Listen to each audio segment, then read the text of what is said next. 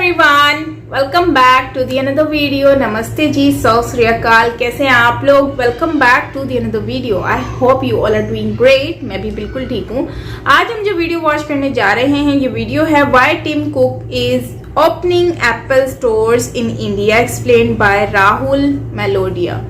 Let's start the video और देखते हैं कि क्यों खोल रहे हैं वो Apple store in India. So original video का लिंक आपको मिल जाएगा नीचे डिस्क्रिप्शन में, सो आप वहां से ओरिजिनल वीडियो वॉच कर सकेंगे। चैनल पर नहीं हो तो जल्दी से सब्सक्राइब कीजिए, बेल आइकन को ऑल नोटिफिकेशन पे प्रेस कीजिए ताकि सारे वीडियोस आपको मिलते रहें। So yes, let's start the video and here we go. 18 April को एप्पल ने इंडिया में अपना पहला स्टोर मुंबई में खोला और सिर्फ उसके 2 दिन बाद ही 20 अप्रैल को दिल्ली में एक और स्टोर खोल दिया। अच्छा, तो एप्पल इंडिया में खोले हैं 1997 से है, लेकिन अपना पहला स्टोर खोलने में से लग गए 26 साल। आखिर ऐसा क्यों? इंडिया जो पिछले साल एप्पल के टोटल प्रोडक्शन का 1% एक्सपोर्ट किया करता था, इस साल उसने 7% एक्सपोर्ट किया। क्या सिर्फ तुक्का है या इसके पीछे एक बहुत बड़ा गेम प्लान है? इंडिया में मैन्युफैक्चरिंग भी डाल दी, इंडिया में स्टोर भी खोल दिया, एप्पल का सीईओ खुद इंडिया आ गया, बड़ा पाव खा रहा है यहाँ पे। ऐसा क्या हो गया इंडिया में जो इंडिया के आगे पीछे इतना घूम रहा है? इतनी मेहरबानी क्यों? अभी तक तो कुछ समय पहले तो चाइना को अमेरिकन तो भैया इतने स्वार्थी आदमी, बिना मतलब किसी के बाप के सके नहीं। तो इंडिया के पीछे मेहरबान है तो उसके पीछे का कारण क्या है? और जब कोई कंपनी किसी कंट्री पे मेहरबान होती है तो क्या क्या स्टेप उठाती है और कैसे पता पड़ता है कि ये कंपनी इस देश को लेके सीरियस हो गई? इस वीडियो में करेंगे इन सभी चीजों का डिटेल एनालिसिस। देखो, ये खबर कि स्टोर खुल गया ये सबको पता है, सबने छाप दी, वीडियो बना दी। बस खबर के पीछे की खबर क्या है वो आपको सिर्फ इस चैनल पे मिलेगी, आम आदमी के लिए, आम भाषा में। तो जनता जनार्दन की जय बोल के करते हैं वीडियो की शुरुआत।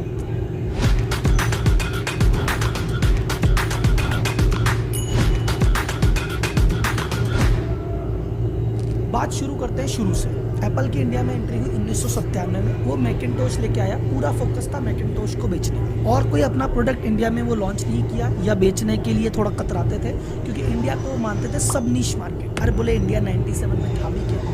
एक गरीब देश था, हमारे पास डिस्पोजेबल इनकम नहीं थी, इकोनॉमी में रफ्तार नहीं थी, लोग जेब में पैसे नहीं थे, हम या तो सस्ती चीज़ ढूंढते थे या वैल्यू फॉर मनी। एप्पल जैसी लग्जरी और क्लासी प्रीमियम चीज़ के लिए कहाँ पैसे? तो एप्पल को भी पता था, इसलिए उस समय इंडिया को ज़्यादा भाव नहीं दिया। उसमें एक रूल भी था कि इंडिया में अगर आपको अपना काम करना है तो 30% जो प्रोक्योरमेंट है या परचेज है आपको लोकल सोर्स से करना पड़ेगा। अमेरिका ने कहा यार हमको लोकल सोर्स से नहीं करनी, हम तो नहीं करेंगे। एप्पल की जो इंडिया टीम थी उसने एप्पल की अमेरिकन टीम को प्रपोजल दिया कि भैया इंडिया भी अच्छा मार्केट है, यहाँ पे खोल दो स्टोर। तो एप्पल की अमेरिका टीम ने कहा छोटी मोटी कंट्री में नहीं खोलते, मना कर दिया। क्यों मना कर दिया? क्योंकि एप्पल का उस समय अफेयर चल रहा था चाइना के साथ। उसने कहा भैया कहाँ इंडिया के चक्करों में पड़े हो, ये देखो चाइना फास्टेस्ट ग्रोइंग इकोनॉमी है, गजब डिस्पोजेबल इनकम है, यहाँ पे पॉपुलेशन भी ज़्यादा, यहाँ पे पैसे भी ज़्यादा, और यहाँ पे मैन्युफैक्चरिंग भी सस्ती। तो मैन्युफैक्चरिंग कहाँ करानी है? चाइना चलो, एकदम सस्ते में कर देंगे, लो कॉस्ट प्रोडक्शन है, 95% से ज़्यादा प्रोडक्शन चाइना में कर रही है। बेचना है तो चाइना में बेचो। एप्पल की सेल का 25% चाइना से आता है, हर चौथा फोन या चौथा प्रोडक्ट पैसा वहाँ बिकता है। तो जब एप्पल या अमेरिकन इतने ज़्यादा बिजी थे चाइना में ही प्रोडक्शन और सेल करने को, तो उनको इंडिया की सुधी नहीं थी। लेकिन फिर क्या हुआ? फिर वक्त का पहिया हुआ। इनको लगाया चाइना तो बहुत तेजी से दौड़ रहा है, नंबर 2 इकोनॉमी आ गया, और इस स्पीड से दौड़ेगा तो यार एक दिन हमारे सर पे आके बैठ जाएगा। तो फिर अमेरिका ने कहा भैया इससे थोड़ा सा पिंड छुड़ाना पड़ेगा, इसको ज़्यादा हवा दे दी अपन, इससे हाथ खींचने पड़ेंगे। बट भैया हाथ खींचे नहीं जाए क्योंकि सारा प्रोडक्शन उनके भरोसे, सारी सेल भी लगभग उनके भरोसे, तो यार इनको छोड़े वगैरह पार तो नहीं पड़ेगी। लेकिन अब क्या करें? बीच में कोरोना वाला लफड़ा आ गया, फिर चाइना आंखें दिखाने लग गया, उधर से ट्रेड वॉर होने लग गया। 2013 के आसपास अमेरिका ने रेडियो पूरे वर्ल्ड ने एक स्ट्रेटजी बनाई कि यार चाइना पे डिपेंडेंसी थोड़ी ज़्यादा हो गई है, अपन को स्ट्रेटजी बनानी पड़ेगी चाइना +1। यानी चाइना में तो अपना बेस रखो क्योंकि यहाँ सस्ता भी है और सेल भी है, लेकिन चाइना पर डिपेंडेंसी मत रखो। चाइना के अलावा एक कंट्री, एक जगह और डेवलप करनी पड़ेगी, ताकि कल को कोई टेंशन हो गई, कोई दिक्कत हो गई तो अपने पास भैया दूसरा जुगाड़ तो हो, रिप्लेसमेंट तो हो। तो अमेरिका बोला भैया चाइना का रिप्लेसमेंट चाहिए, तो कौन सी वो कंट्री है जो चाइना को रिप्लेस कर सकती है? कमेंट बॉक्स में नाम बताओ फटाफट, और मुझे पता है कमेंट बॉक्स भर जाएगा इस नाम से, जो नाम है इंडिया। इंडिया एग्जैक्टली उसी पोजीशन पे बैठा है जहां पे चाइना आज से 15-20 साल पहले बैठा था। उस समय चाइना सबसे ग्रोइंग इकोनॉमी थी, आज इंडिया सबसे ग्रोइंग इकोनॉमी है। उस समय चाइना की डिस्पोजेबल इनकम बढ़ रही थी, आज की डेट में इंडिया की डिस्पोजेबल इनकम बढ़ रही है। उस समय चाइना में यूथ बहुत ज़्यादा था, आज इंडिया में यूथ बहुत ज़्यादा है। तो एप्पल बोला मिल गया रिप्लेसमेंट, इधर जाना मत।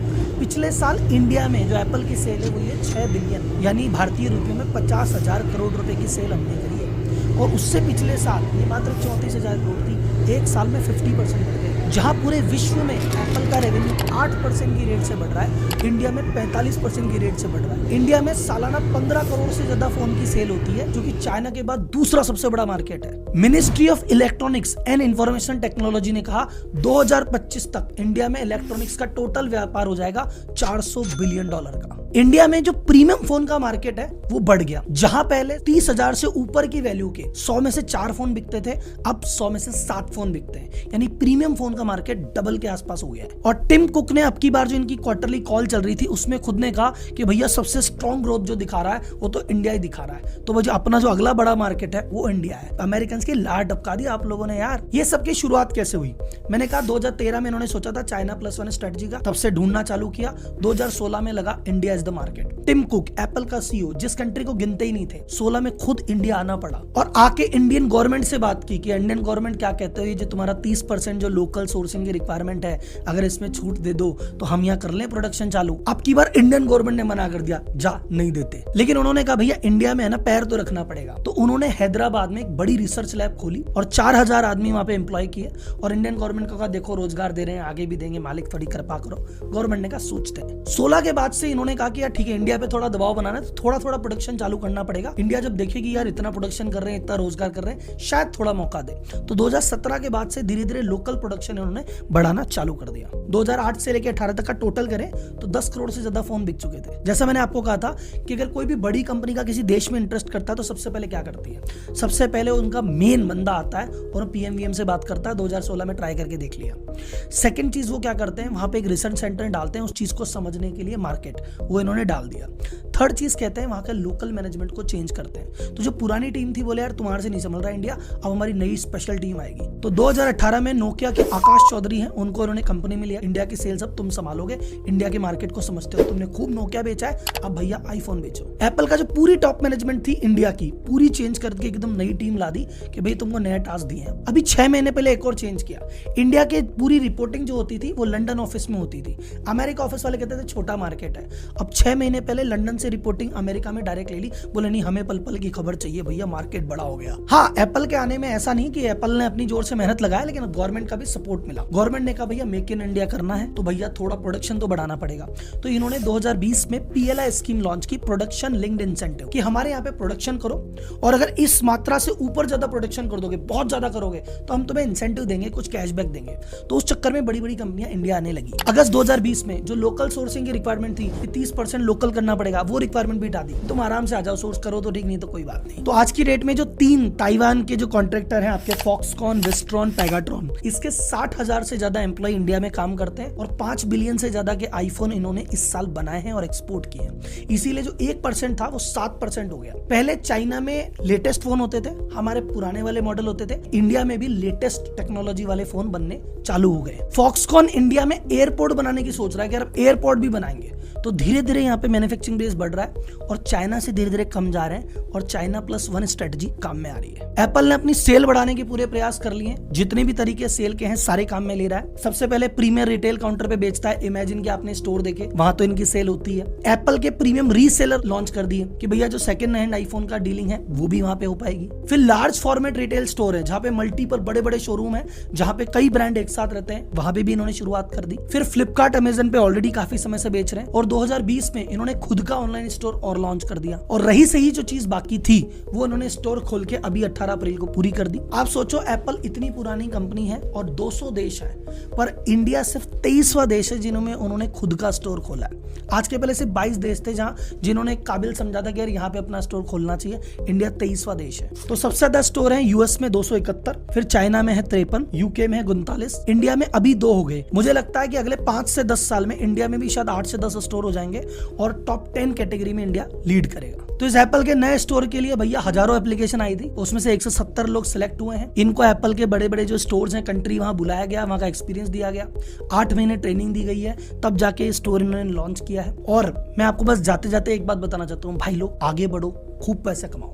आज तो एप्पल की लाट टपकी है, आगे एक एक करके सारे ब्रांड आएंगे, घुटने टेक के आएंगे, रोजगार भी देंगे, मैन्युफैक्चरिंग देंगे और बहुत कुछ देंगे। क्योंकि जब तक तुम्हारी जेब में पैसा है, अमेरिका जरूर पूछेगा भाई तू कैसा है। इंडिया की पॉपुलेशन भी बढ़ गई है, नंबर 1 भी हो गया है, तो ये भी एक कारण है। पर ये पॉपुलेशन बढ़ने से फायदा हुआ है या नुकसान हुआ है, ये अपन अगली वीडियो में। सो फ्रेंड्स, यहीं पे वीडियो एंड होता है। आपने देखा कितना जबरदस्त इंफॉर्मेशन शेयर की है ना एप्पल के बारे में। एप्पल अभी रिसेंटली मुंबई और दिल्ली में खोला गया है, और मैं एक नहीं बल्कि दो स्टोर खोले गए हैं। मतलब मजे हो गए इंडिया वालों के, यार तुम लोग के तो बड़ी मजे हैं। क्या जबरदस्त फैसिलिटीज प्रोवाइड की जा रही हैं आपको, और आप लोग भी दोनों हाथों से वेलकम कर रहे हो। Very nice, very nice. आप लोगों के मजे हैं। आज की इस वीडियो में आपने देखा और हमने भी देखा कि एप्पल किस तरह से और क्यों आ रहा है इंडिया में। जहां तक मुझे लगता है ना, तो मुझे ये लगता है कि इंडिया की पॉपुलेशन ज्यादा है और इंडिया के पास एक तो पैसा ज्यादा है, जिसकी वजह से उनको मालूम है कि भाई ये लोग खरीद सकते हैं। टू बी ऑनेस्टली उनको लगता है कि ये इंडिया खरीद सकता है और बहुत ही आसानी से खरीद लेगा, जिसकी वजह से उन्होंने क्या किया है कि एप्पल स्टोर जो है वो इंडिया में खोला है। और जाहिर सी बात है, उनको आइडिया हो गया है कि इंडिया जो है उसकी मार्केट बहुत ही बड़ी है, और जब हम डायरेक्टली सेल का काम करेंगे वहां पर तो हमें उससे फायदा होगा। जो रीसेलर्स होते हैं, सेकेंड पार्टी होती है, थर्ड पार्टी होती है, वो क्या करती है, वो अपना मार्जिन रखती है, जिसकी वजह से एप्पल को वो प्रॉफिट नहीं मिल पा रहा होगा जो कि इंडिया में डायरेक्टली सेल करने से मिल रहा होगा। और प्लस इंडियन जो है उनको भी फायदा होगा, कम प्राइस में अच्छी चीज मिल जाएगी। वो इंडियन जो पॉपुलेशन है उसकी वजह से काफी ज्यादा है, और इंडियन जो है वो काफी ज्यादा एप्पल की तरफ स्विच भी की है। और जो एप्पल को पता है कि अभी हमने सेकंड जो मतलब कि थर्ड पार्टी से हमने जो डायरेक्टली बाय करना है, इससे करेंगे तो वो जाहिर सी बात है वो जाते पैसे जो है वो कम हो जाते हैं। तो इसीलिए एप्पल जो है उसने यही सोचा कि भाई ठीक है, इंडिया में तो अच्छी खासी हमें इनकम मिल रही है और डायरेक्टली हम सेल भी करेंगे तो हमें अच्छा मार्जिन भी मिलेगा, और हमारे और ज्यादा मजीद यूजर्स भी होंगे जब हम उनको सही से प्राइसेस में देंगे। ठीक है, तो ये इस लिहाज से मुझे लगता है कि जो है एप्पल और एप्पल जैसी और बड़ी बड़ी कंपनीज जो है वो इंडिया में इन्वेस्टमेंट कर रही हैं, क्योंकि वो इंडियन जो पब्लिक है उनको अपना मतलब और ज्यादा डायरेक्टली उनसे कनेक्ट कर रहे हैं बेसिकली। तो मुझे तो यही लगता है कि भाई इंडिया के पास पैसा है, जितना पैसा है उतना ही, वो कहते हैं ना जिसके पास जितना पैसा होता है ना, तो वो चीज भी आपके पास आ जाती है जो आप मतलब कि उम्मीद ख्वाहिश करते हो। कभी अगर आपके पास पैसा आ गया तो यू कैन बाय एवरीथिंग, ठीक है, चाहे वो कुछ भी हो। तो मुझे ये लगता है कि रिश्ते भी आप बाय कर सकते हो अगर आपके पास पैसा है, लेकिन माँ बाप बहन भाई तो नहीं बाय कर सकते। लेकिन यह है कि वाइफ बाय कर सकते हो, गर्लफ्रेंड बाय कर सकते हो, बॉयफ्रेंड बाय कर सकते हो, मतलब एवरीथिंग। आपके पास पैसा है तो सब कुछ है। तो पैसे से इंसान आजकल वैसी इज्जत बहुत है भाई, पैसा कमाओ बहुत सारा। आजकल मैं देखती हूँ कि इंसान खूबसूरत ना भी हो ना, उसके पास पैसा हो, बस क्या बात है उसकी तो।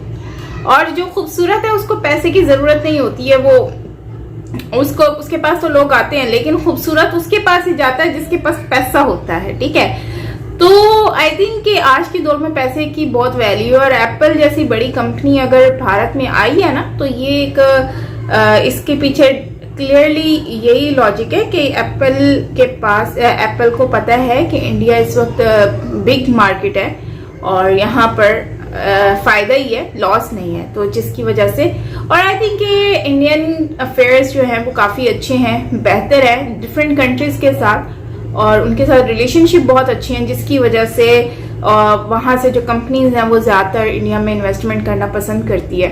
अब देखें, इमार जैसी कंपनी जो है वो यूएई में कितनी बड़ी बड़ी और खूबसूरत बिल्डिंग्स उन्होंने प्रोजेक्ट्स की है, लेकिन आज वो भारत में आकर ये इन्वेस्टमेंट कर रही है, तो ये एक बहुत बड़ी बात है। आई मीन अगर वो आकर श्रीनगर में मॉल बना रहे हैं और इसके अलावा और भी इंफ्रास्ट्रक्चर पे काम हो रहा है, तो आई थिंक कि अगर पूरी दुनिया इंडिया में आकर इन्वेस्ट कर रही है, यहाँ पर काम करने के लिए आ रही है, तो ये एक बात मानने वाली है कि इंडिया इस पावर में आ चुका है कि अब दुनिया इंडिया के मुट्ठी में है। तो मुझे आज भी याद है कि गंदम जो है, वीट जो है वो इंडिया ने सेल किया था, तो उसमें कीड़ा निकला था, तो तुर्की, मेरे ख्याल से तुर्की ने शायद वो रिटर्न किया था, तो मिस्र ने उसको बाय कर लिया था। आई थिंक मिस्र ही था शायद, थोड़ी खबर पुरानी हो गई है। तो और फिर उसके बाद जो उसकी तारीफ हुई और फिर पूरी दुनिया उसको खरीदना शुरू हो गई भारत से। और फिर उसके बाद ये जो फाइटर जेट्स हैं वो भी लोगों ने बाय किए। इंडिया के पास कितनी ज़्यादा उस पर ऑफर्स आई थी कि भाई हमें भी चाहिए। तो मतलब कि इंडिया एक मार्केट बन गई, उन्होंने अपना आपको मनवाया है, कहते हैं ना अपना लोहा मनवाया है इंडिया ने। तो ये एक बहुत अच्छी खबर है। और आने वाले 15 ईयर्स में अगर इंडिया इसी तरह से काम करता रहा तो मुझे लगता है कि आने वाले 15 ईयर्स में इंडिया वर्ल्ड का टॉप कंट्री होने वाला है, जो कि जिसमें पूरी दुनिया के जितने भी इन्वेस्टर्स हैं, बिगेस्ट कंपनीज हैं, तो वो सारी कंपनीज इंडिया में यकीनन आएंगी और मूव करेंगी, आहिस्ता आहिस्ता आएंगी। तो अच्छा, इससे एम्प्लॉयमेंट भी बढ़ेगी, इंडिया में इम्प्रूवमेंट भी आएगी, काफ़ी चीज़ें अपग्रेड भी हो जाएंगी। तो ये एक अच्छी खबर है। तो आप क्या कहते हैं इसके ऊपर कमेंट में अपनी राय ज़रूर दीजिए। मिलते हैं नेक्स्ट वीडियो के साथ। अपना बहुत सारा ख्याल रखिएगा। Till then take care, lots of love and bye bye.